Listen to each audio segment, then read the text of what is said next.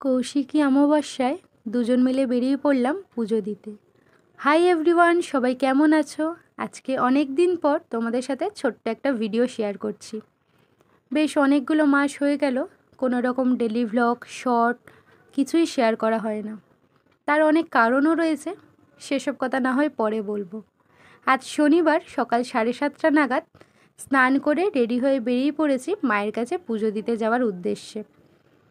গতকালই তো কৌশিকী অমাবস্যা তিথি লেগেছে, তবে গতকাল রাতে আমাদের পুজো দেওয়া হয়নি। সকালবেলা তপ বলল, সকালে যেহেতু এখনও তিথি রয়েছে, চলো আমরা দুজনে সকালবেলাই পুজোটা দিয়ে আসি।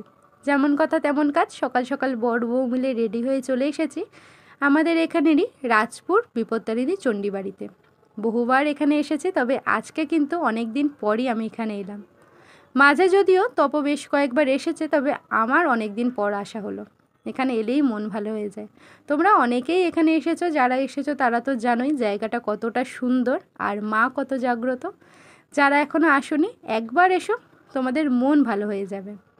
যখনই আমরা এই মন্দিরে পুজো দিতে আসি, এই দোকান থেকেই কিন্তু পুজোর জন্য মিষ্টি, ধূপ, মোমবাতি, মালা সবটাই নিই। প্রতিবারের মতো এখান থেকেই সব কিছু নিয়ে আমরা এখন চলে এসেছি পুজো দিতে। এসে দেখলাম সবে পুজো শুরু হবে, আমরা একদম পিছন দিকে জায়গা পেয়েছিলাম, তাই তোমাদের সাথে ভালো করে হয়তো শেয়ার করতে পারলাম না। তবে এখান থেকেই তোমরা মাকে দর্শন করে নিও, মা তোমাদের সবার মনোকামনা পূরণ করবে। আমাদেরও মায়ের কাছে অনেক কিছু বলার ছিল, কারণ আমাদের জীবনে এই মুহূর্তে অনেক সমস্যা চলছে। আমাদের মন মেজাজ কোনোটাই ভালো নেই, অনেক মেন্টালি প্রেশারে রয়েছি, চাপে রয়েছি, টেনশানে রয়েছি, যার জন্যই আর ভিডিওটা করে ওঠা হয় না। কারণ মন ভালো না থাকলে কিছুই ভালো লাগে না, সেই জন্যই আর ভিডিও করে ওঠা হচ্ছে না। তোমরা প্রে করো যেন সব কিছু ভালো হয়ে যায়, সব বিপদ কেটে যায়, আবার যেন আমরা সবাই মিলে একসাথে হাসি খুশি আনন্দে থাকতে পারি। মায়ের কাছে সেটাই বললাম, মা শুনলো, আশা করব মা সব ভালো করে দেবে। পুজো দিয়ে এসে এখানে তো আমরা ধূপ মোমবাতি জ্বালিয়ে দিলাম। এই জায়গাটা আমার ভীষণ পছন্দের, কারণ এর আগেও অনেকবার বলেছি আমার এরকম পরিবেশ ভীষণ ভালো লাগে। চারিদিকে সবুজ, পাখির ডাক, শান্ত পরিবেশ আমার একদম মনের মতো। তবে যেহেতু বৃষ্টি পড়ছিল, বেশিক্ষণ তো এখানে দাঁড়াতে পারলাম না, কারণ আসার সময়ই বৃষ্টি হচ্ছিল, আর যখন পুজো দিয়ে বেরালাম তখন বৃষ্টি আরও বেড়ে গেছে। আর এই যে এই ফোয়ারাটার সামনে এত ফুল গাছ, এখানটা দাঁড়িয়ে থাকতে তো খুবই ভালো লাগে। তবে বৃষ্টি আজকে আমাদের আর সেই সুযোগ দেয়নি দাঁড়িয়ে থাকার। আমরা চলে এসেছি পুজো দিয়ে একটু খাওয়া দাওয়া করতে। পুকুরের দিকে তাকালেই বুঝতে পারবে কত জোরে জোরে বৃষ্টি পড়ছে।